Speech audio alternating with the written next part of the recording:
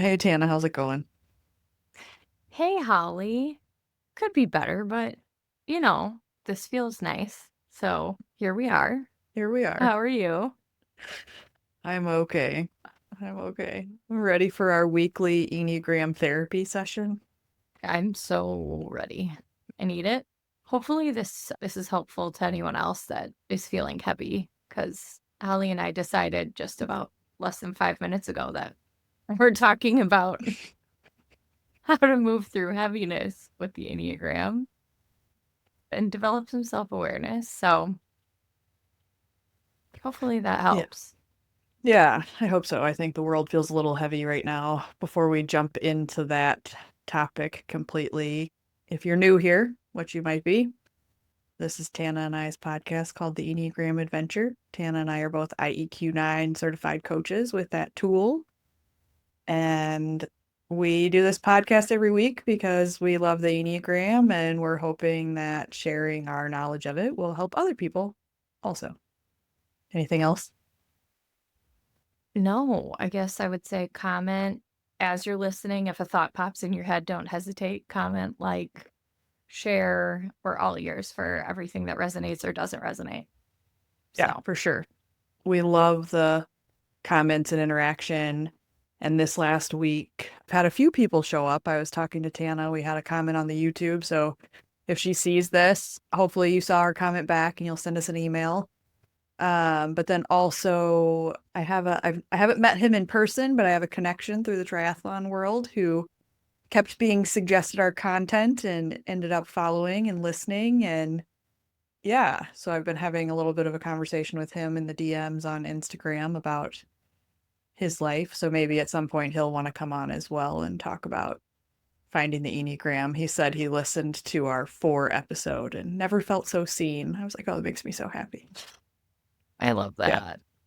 I love that. Yeah. So a little That's a great. little like lighthearted moment Yeah. before we jump into feeling heavy. I'll be curious. So this will get edited and go out a little later this week. But I'll be curious to hear from folks too if things have felt heavy for them recently, if this is in the collective, so to speak, versus just Tannah and I in this moment. So, Yeah. Yeah. anything you want to share about the heaviness that you're feeling? I think that I'm still learning how to navigate feeling heavy or down, or there's a lot of different words that you could use. Maybe sad, maybe a little angry. But I think that however it's resonating with you based off of your situations or your number, even in terms of what feeling kind of comes first. I think the growth for me is trying to name the feeling. So in the vein of that, I would call it I would call it sad. That's how I Yeah. would call it. I think it's a combination of things, right? The world is noisy right now and a little stressful. And I think this season of parenting that I'm in is causing me to be really hard on myself because I'm wanting to show up 100% for my kids and everywhere else in my life. I feel like I'm failing everywhere. And the feeling of failing everything, I'm sure, is like if you are a parent or not that listens to this podcast, you're like, I've felt that before. But I think that something that's been a main focus of mine, and one of the first things that resonated with me with the Enneagram was thinking about the experience I'm providing for my kids. And if that's how I would judge my performance of that being, if I've flown off the handle, if I've been impatient, if I've not been 100%, that could really, really stick with me for quite some time. So I'm trying to do my best to lean into the awareness of that, but my acts like a 1 from the perfectionist standpoint, thinks like a 6 is thinking worst case scenario. I'm sending my kids into therapy and I'm losing all my friends in the process, right? Like, before we started, I don't know if Holly's going to edit it out or not, but when we decided on this topic, I was like, pull me out of my hole. It's dark down here. Stinks. And my response was, I don't know that I can pull you out today. I don't know that I got it in me. Maybe not this week. You have a tow rope in there yeah. somewhere.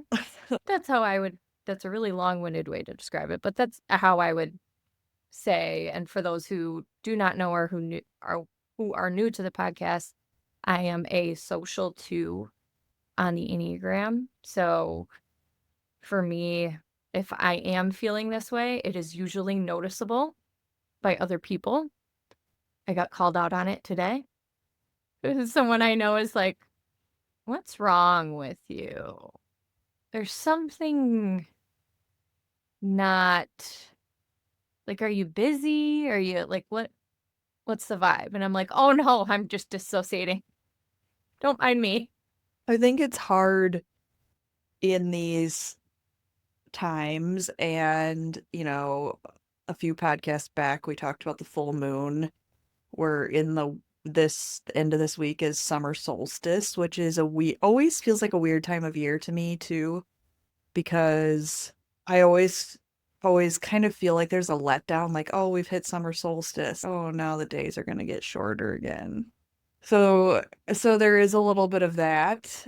And if you're from the upper Midwest, which I think a fair number of our listeners are from the upper Midwest, that's hard, right? When the days start getting shorter again and you start automatically thinking about winter. In this particular year, we can't seem to quite shake winter all the way. We keep having these random cold days and things like that.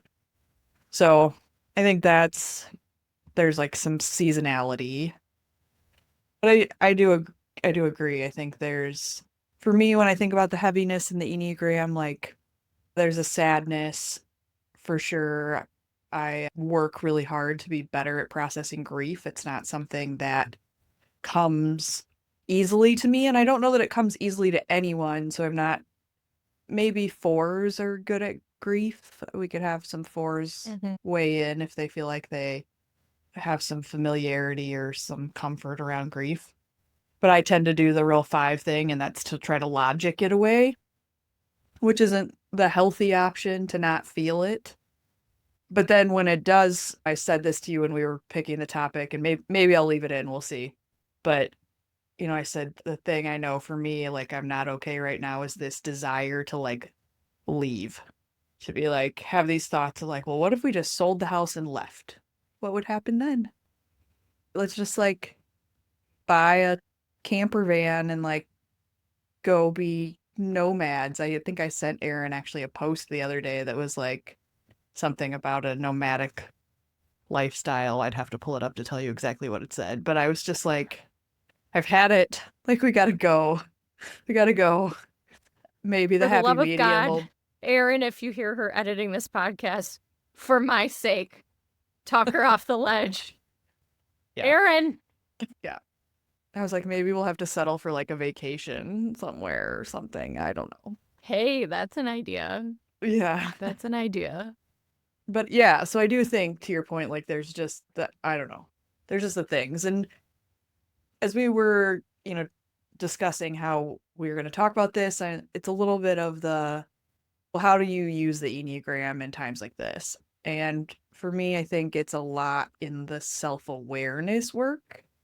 Personally, it's the sort of, the more I know about myself, the easier it is for me to navigate through these times, or the easier it is for me to recognize and be like, oh yeah, that desire to like sell everything off and like move away. That's the stress line pull, right? Like that's the 7 in me coming out through whatever it is that's stressing me out. So how can I get to the root of what's stressing me out and solve for that or work through it or whatever? Yeah. Yep. That makes sense. I think for anyone who's listening, no matter your number, the acceptance of whatever the thing is like number 1, right? Meaning not that you have to deal with it the same way as anybody else would, but just like seeing the thing that's there and being self-aware enough to identify that it's there, right? Not trying to cover it up, I think. Yeah. Yeah. And some of that's probably like the call out of people realizing for you too, twos are positive outlook numbers typically. And so the instinct in the two-ness could be to be like, I'm fine. We're fine. Everything's good. And to try to cover that up with my needs aren't important. How I'm feeling right now isn't important. I just need to put on a happy, Hmm. strong face and like muscle through Hmm. it.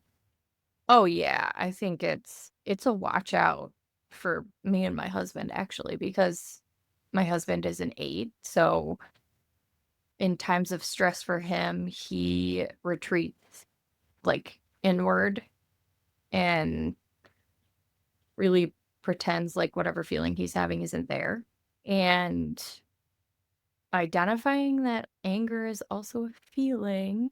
I think we said that in our 8 podcast. Anger is a feeling, but it is a watch out for both of us because we kind of tend to do the same thing slightly differently. You said exactly how mine comes out. Is like I ignore it or I pretend like my needs are not there, and it will come out in a really ugly way that I'm unintending for it to come out.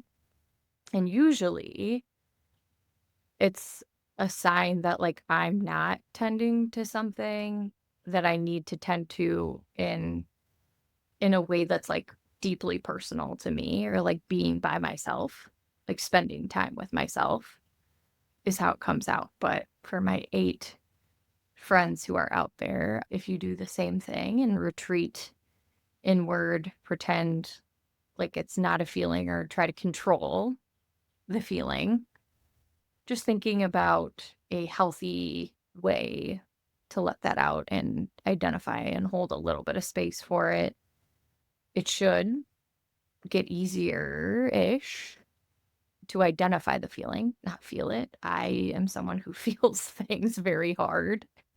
But I guess for you, Holly, does the need to run away come up first before you understand where it's coming from? Or do you know? No, I think that feeling is the first sign that I'm not, that there's something not being dealt with. I'm not sure if that's exactly the right way to say it. But that doesn't come from like a single trigger, right? Like there could be like one thing happens, I don't immediately have the thing to run away. But if there becomes like a series of things where I start to attach, it's the inner critic voice or the self judgment starts to come up, then all of a sudden that like the running away starts to feel like the way out of that. When I think about like the last couple of weeks, the there's a lot of things that have happened in the last few weeks. Tannah, you're aware of a lot of them.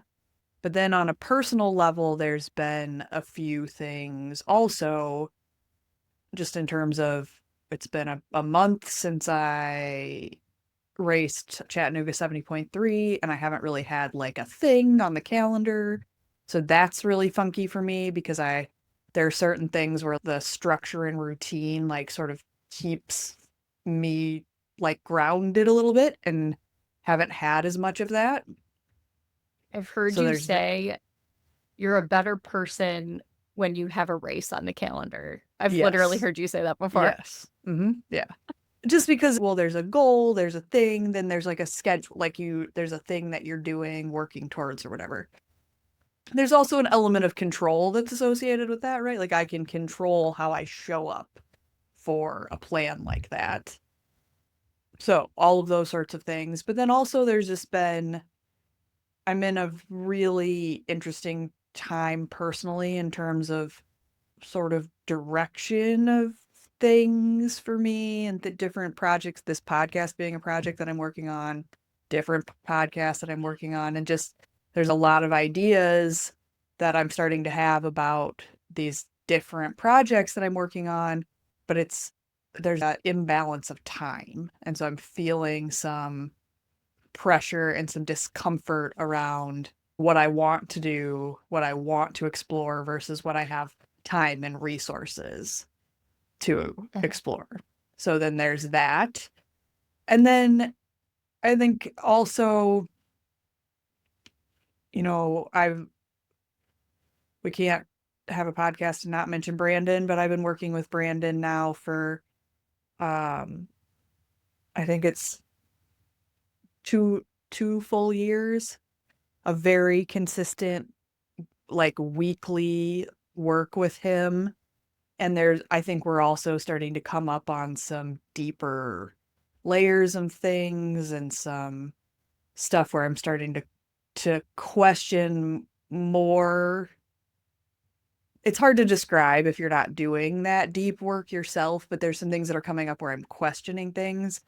And like there'll be very small moments will come out. And I had an instance with a friend over the weekend where there was like a little bit of an argument, and I kind of like wanted it to end, and I said my ego does not need to win this argument, and it triggered the other person.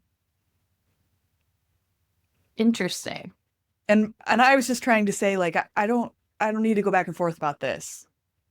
Yeah. And wasn't meaning that, but it Like, I don't need to be right. Yeah, like I don't need to be right. Yeah. It's fine. And but it triggered them, and I could tell, like I said, I can read it all over somebody's face. And I was like, oh, okay. Like, but so then I spend all this time spiraling on do I need to call this person? Should I send a text message? What's my responsibility in this? And then comes up the whole thing. I can't remember if I think you and I talked about it, right? Like I went to the sound bath and the woman was like, sometimes you're going to trigger people and blah, blah, blah. And I was like, I don't want to be the fucking trigger for people. Well, that's exactly what happened. And so then there's like a whole thing of like, okay, well, what's mine in a situation where I know that I did that? Like, how could I have been kinder? How could I have said it differently? Maybe I need to be careful of my word choice.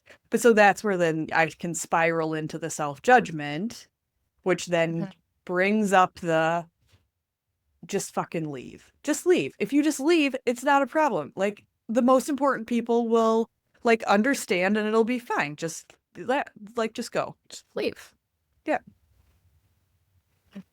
Oh my goodness. I think, all makes sense given your number and everything I know about you. But I think that the interesting part to listen to you talk about is the deep work and how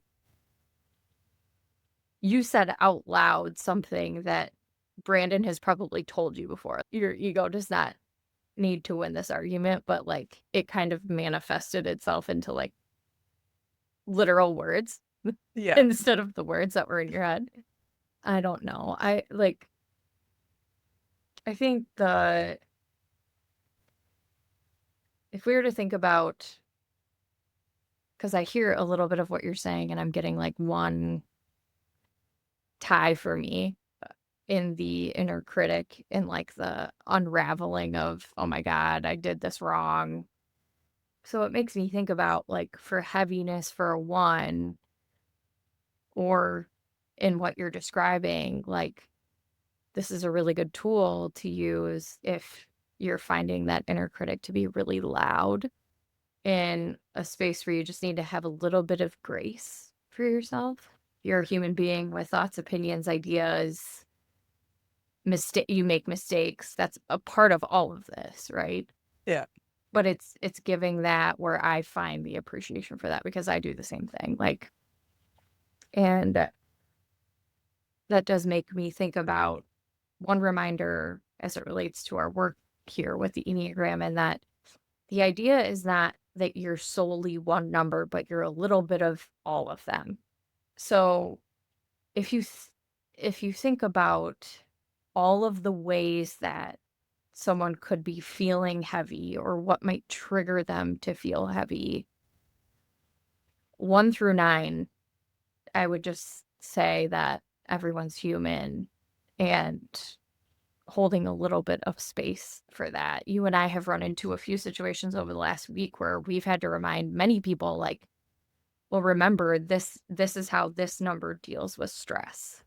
And it might look very ill-intended to the next person, but a little bit of grace, I think, is something we can all take away from the understanding and the difference of how someone might be showing up if they're feeling heavy. I would add to that. So we touch on the inner critic, and I do think most people have some sort of inner critic voice. And when we talk about the one inner critic, it's like unbelievably mean. That's one of the differentiators. But I do think everybody has self-talk and everybody has some version of it. Mm-hmm. But I think some of it too is, for me, it's not just like the inner critic, and I don't know how many other numbers, or so weigh in, comment or whatever, drop us a note. But for me, it's not just inner critic, it's like a self-judgment too, Mm-hmm. around the how could I be better and I should have been better and some of that. But it's learning to not attach judgment to something. That's like a huge part of the work for me. It's not just calming down the critical voice. It's also not attaching. Sometimes something can just be, and I guess I'm not articulating this very well, but I'm meaning in like the when you're feeling heavy, right? We don't have to attach to that being bad. It could just be. Mm-hmm. I can give an example that not many know if any I've ever even told anyone this before, but back in my like very early 20s, I it was particularly stressful time for me. And in my one, thinks like a one is my tri type. If you haven't listened to our tri type episode, I highly recommend. Oh, sorry, acts like a one. Sorry. That's like one. Yeah. I'm an acts like a one. And in my tri type, if you haven't listened to that episode, please do. I actually felt like one of the only things that I could control was how I looked, was my weight. And I got like very, like, I was back to like jeans that I wore like in my freshman year of high school. I was just not eating because that was something that I could control. I did like work my way through that and I understand that now, but it was it was interesting. The thing that you can automatically lean into, like, just for any sake of, like, I'm just trying to grasp, right? Like, I feel so heavy, but this is the one thing that I know I can control. And that was so unhealthy, like, wildly unhealthy.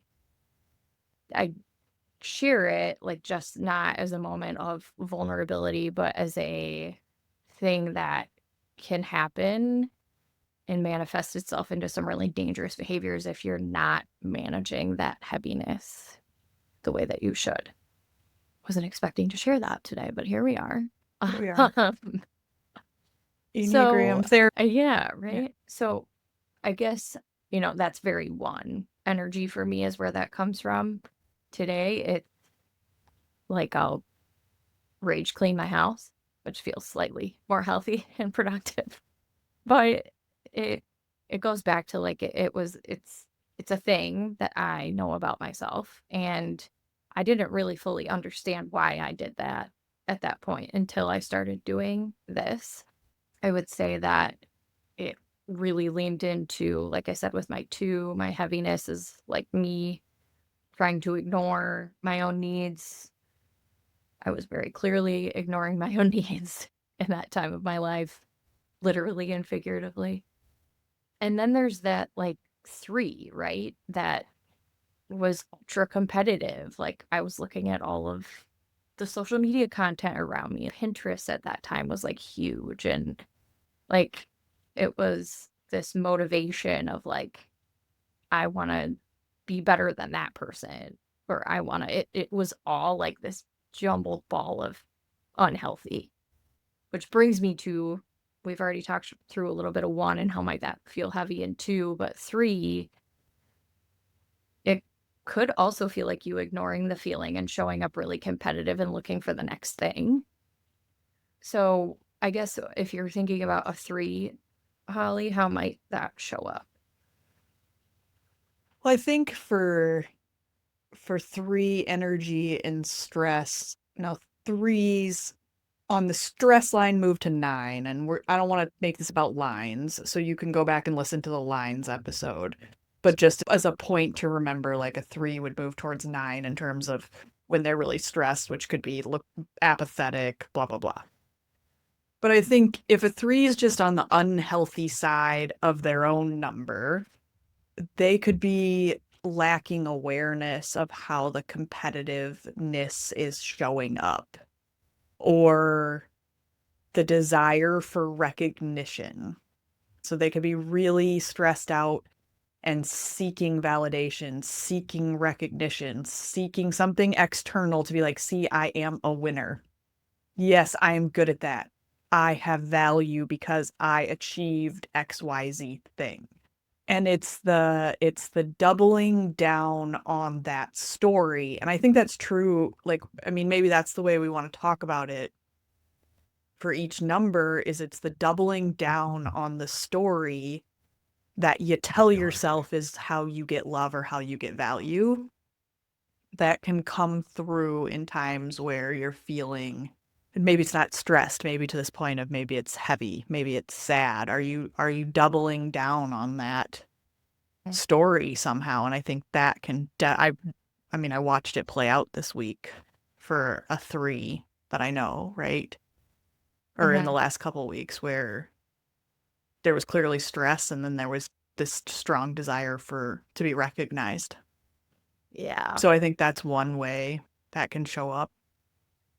I think so. And I would just say, like, for the 3s who maybe have the ick hearing that, like, my second highest number is 3, and I certainly resonate with, like, if I'm feeling heavy or down, if I get praise from authority, I'm like, I'm good. That feels good. And now that I'm also the 2 teacher's pet, right? But It's I so think, funny. I don't want to make this like a comparison, but there is a comparison.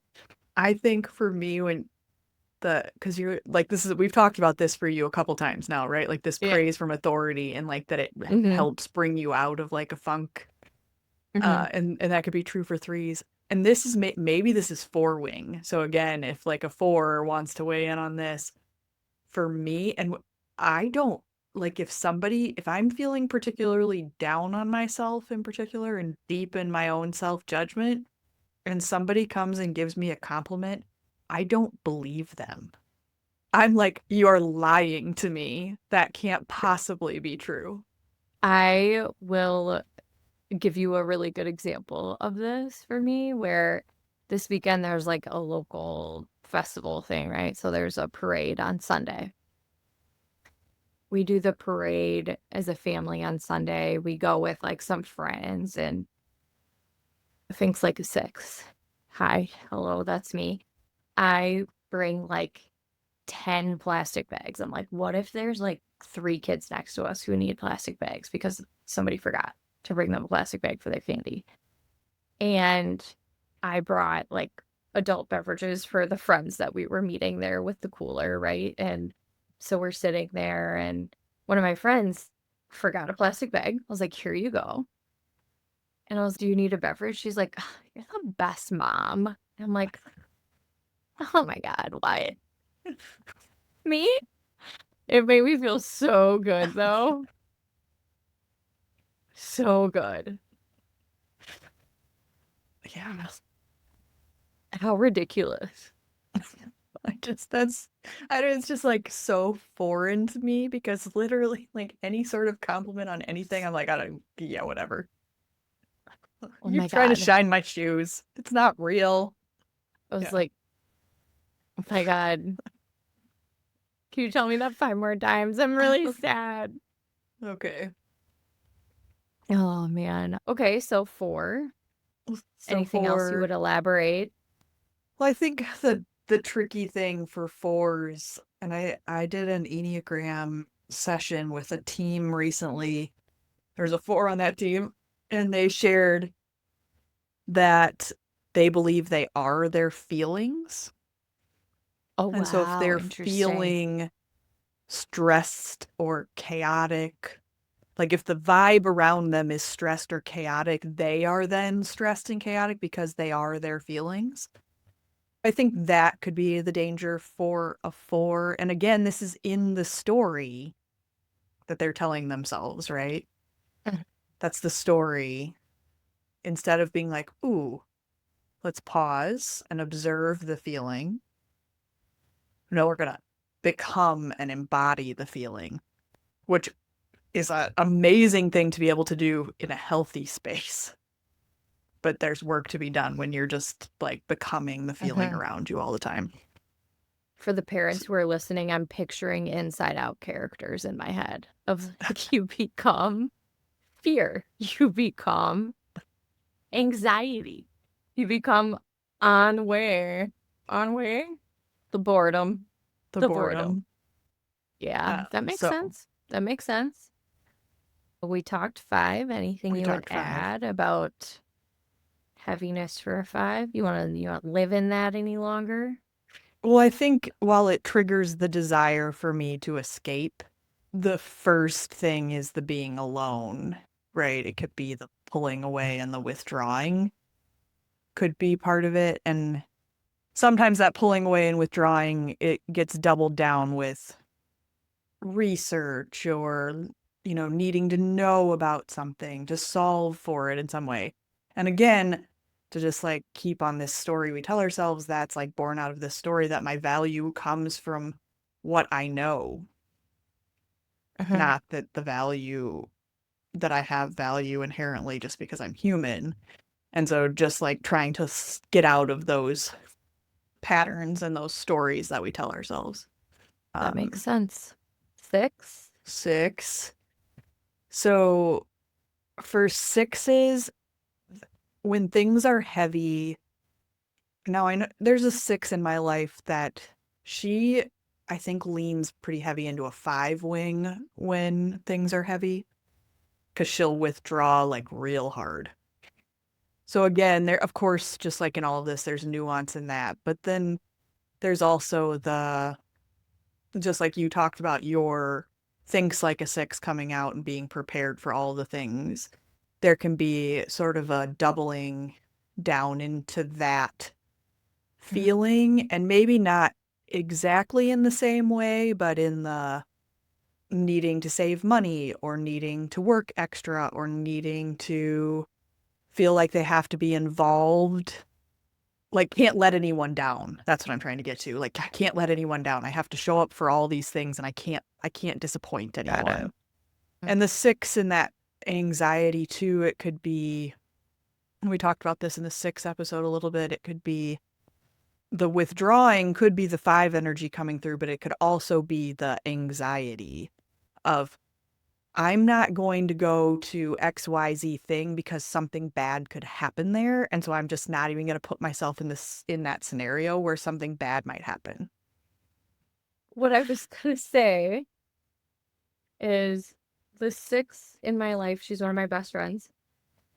She is like leans heavily into five from like a withdrawing perspective when she gets stressed. And for her, though, what I've noticed, like, if she gets a little bit more integrated and a little bit more self aware through the Enneagram, she's really into all of this, is that she is actually really good about calling for a support system now, which is amazing for me to see, but also totally feeds into my two, right? I'm like, oh my God, do you need my help? But she'll call me and be, I'm experiencing this like situation. I'm going to lose my mind. Am I a bad mom? Like, what is wrong with me?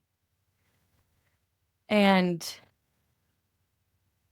that's been like really healthy for her. And I've noticed kind of this new confidence in her that isn't coming up from a place of like, I need to look this way, I need to have this exterior.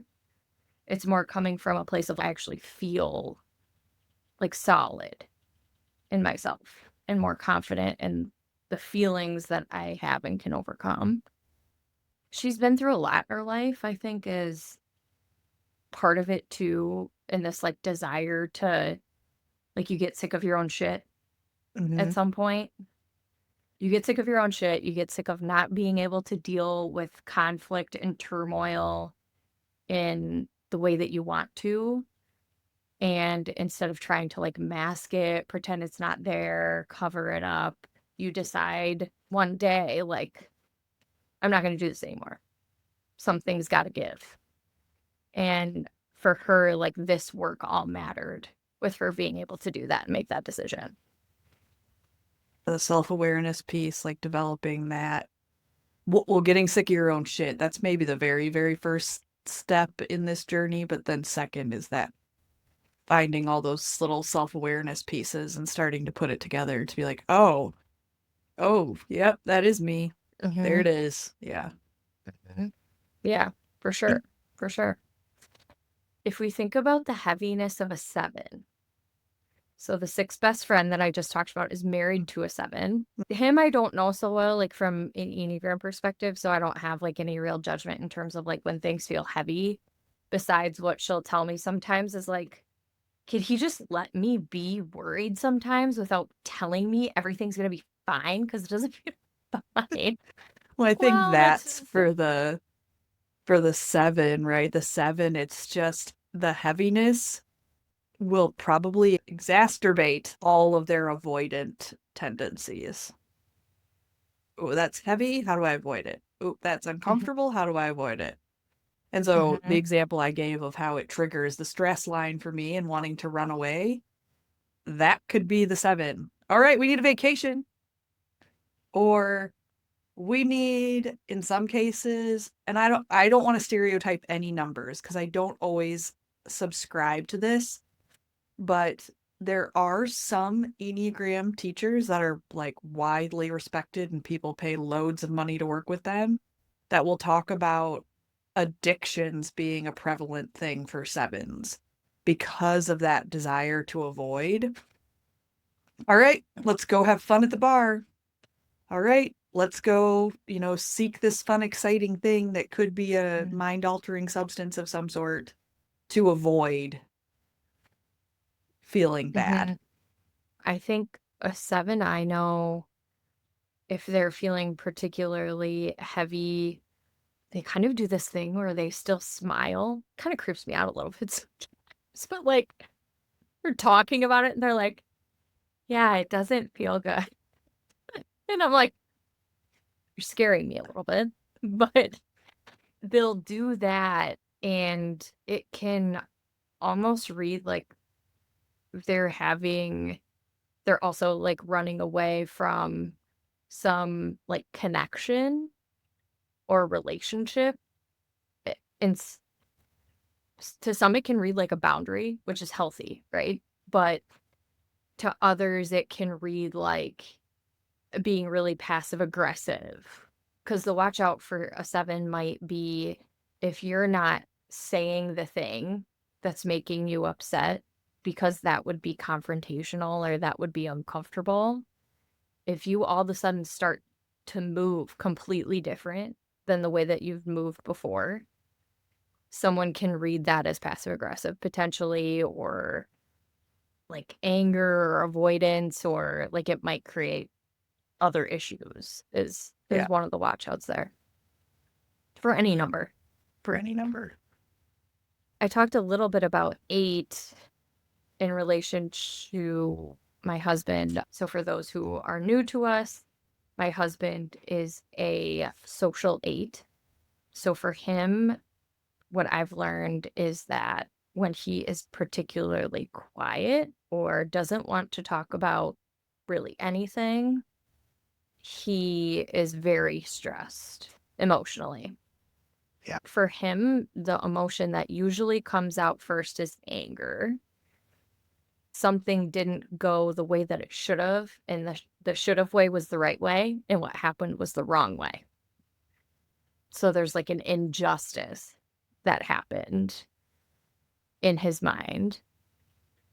So anger is the first thing that comes up naturally. But me being the way that I am in terms of like being able to read when that's happening, I'll be like, what's wrong? What's wrong? What's wrong? What's wrong? You shut that cabinet weird. What's wrong? And if he's not ready to talk about it or doesn't want to talk about it with me because we kind of have a deal in his line of work that like I only know what I can handle, which is very minimal, then it translates into like not wanting to talk about it. So I think something that I learned about him when he took his Enneagram, I was like, oh my God, I have been handling his stress completely wrong forever. Where maybe what he just needs to know is that I'm there and then leave it at that. I think the 8, the watch out is does the withdrawing or the pulling away when you're stressed, triggered, sad, whatever, does that actually get you what you need in your relationships? Because that reaction can have people respond again to the point we made with the 7s. If that's unexpected in some way, you may end up doing damage you didn't intend to do because of how that could be interpreted. And not that that's your work to necessarily do, but if we're all trying to be better and in better relationships and treat people better. Yeah. And I do think also before the pulling away in the heaviness, sometimes there can be, and again, depends on the 8, but there could be outburst, visible anger. Yeah. So 8. That is the work. For them to remember in the work, right, the story that you have to be strong, that you can't be vulnerable, that no one else can handle it. That's that sort of thing. There's opportunity there for growth in the stop, just, as we've alluded to, that story you're telling yourself, let it go. If your husband learned a way to let you into his feelings differently, that would change your whole relationship. That's the work for him, to not feel like he needs to hide that. Oh yeah, that's 1,000% accurate. 1,000%. Yeah. I think it's really interesting there's a lot of different Instagram accounts I follow, but a lot of them will talk about like how they don't use Enneagram terminology. They're not Enneagram based accounts, but they'll say like the helper marries the protector. And we've talked about that. Like that was some of the work that I did with Brandon very early on. And again, though, it's that work and the vulnerability because my tendency will be to like double down to support that, like not make them explain it, Yeah. It'll be like, oh, you need that. Okay, I'll give you that. You're telling me that you need to be by yourself and you don't want to talk about it. Got it. Gucci. Yeah. Except if you're mad at me. If you're mad at me, different story. We're talking now. Yeah. The opportunity is, though, while yes, as the 2, it like giving that to the 8, that's like good work for the 2 to learn, right? That maybe that's all the person needs. But on the flip side, the work for the 8 is freaking let somebody in. Just let them in. You can just like crack the door. You don't have to like swing it all the way open, but let people in. There's growth there. So then we're to the 9s. 9s are also a withdrawing number and an avoidant. They can be avoidant conflict style. They are avoidant conflict style. I think, though, for Aaron, my husband, who, again, if you're new here, my husband, Aaron, is a 9. When things are particularly heavy, He does move along his stress line towards the 6. That will come through for him. And it comes through. He'll also get, he won't be directly angry about things. He will get real passive aggressive. That's not a 6 thing. That's a 9 thing. But it's like a passive aggressive where he won't directly express his anger, where it's like a little backhanded. But he'll move along that line towards 6 and he'll worry about stuff. And oftentimes he won't express it, and it will then manifest physically in some Interesting. way. Okay. Like, and I mean that in like pain or injury kind of stuff, because he's very active.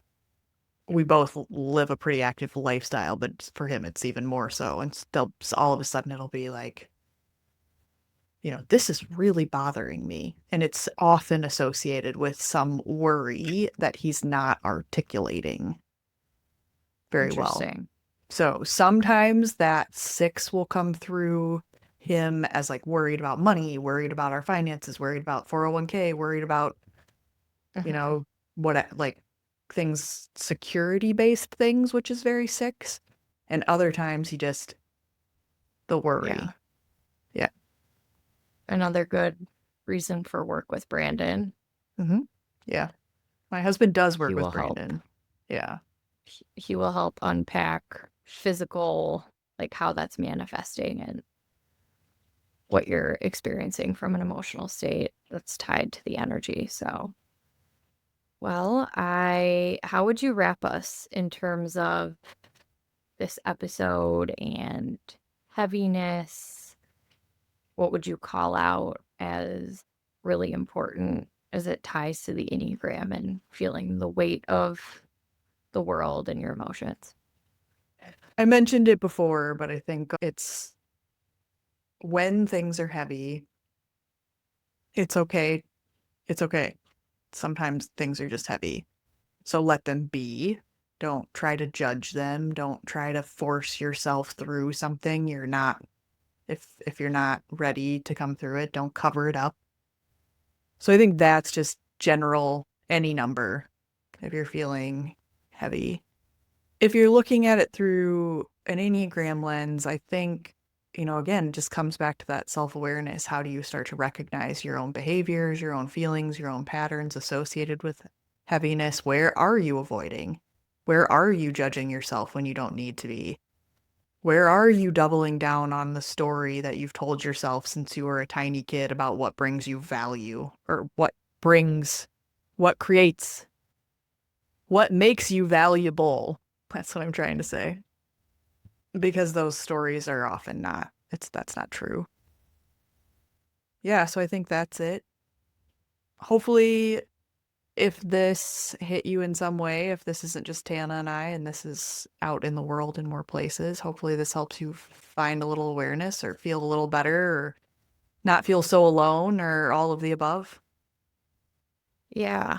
Reminder that everyone's moving through something in their own way, and to maybe question, how you're perceiving something or how something's showing up, and not really try to diagnose what that person needs or what kind of support they need, but just getting curious about, could they be going through something? Is that targeted the way that I feel it's being targeted? And just get curious about it to understand on a deeper level why people may be acting the way that they are.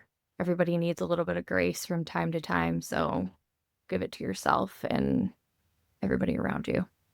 Yeah, for sure. Well, this has been helpful. I'm slightly out of the hole Like halfway out. currently. Yeah. Yeah. I'm the gopher in Caddyshack right now. I'm like, I still have to figure out if it's like, if I'll see my shadow or not. Like, maybe I'm a groundhog. Maybe you're a groundhog. Maybe I'm a groundhog. Yeah, like every day this week, so that should be good. You're not going to see your Oh, shadow. good. Oh, perfect. Yeah.